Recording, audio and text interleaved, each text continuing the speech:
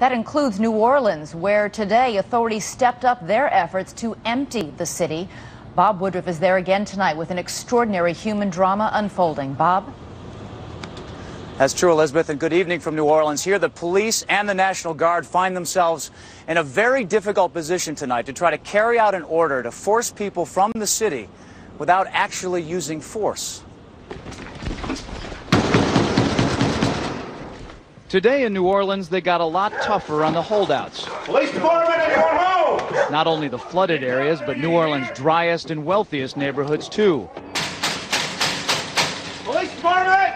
The police and National Guard going street by street, house to house.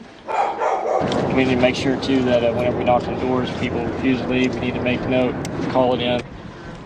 They say there are no orders to use force, just strong persuasion, sometimes entering open houses with guns drawn, and instructions to disarm anyone inside. You said guns will be taken? Yeah, no one will be able to be armed. We will take all weapons. That happened today in this wealthy neighborhood where homeowners had armed themselves to protect their mansions. Residents were handcuffed on the ground. In the end, police took their weapons but let them stay in their homes. They were a little bit threatened because our weapons were bigger than their weapons. For many of the police and guard troops, it is an uncomfortable job to do this in an American city. This guard unit occupied a church, using it as a base camp. They had to leave a note because they could not get hold of the pastor to get permission. It is surreal.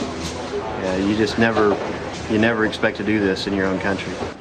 Chris Montgomery says he'd rather be in Iraq than patrolling American neighborhoods. Walking up and down these streets, you don't want to think about the stuff that you're gonna have to do if somebody pops around the corner. You mean shoot an American?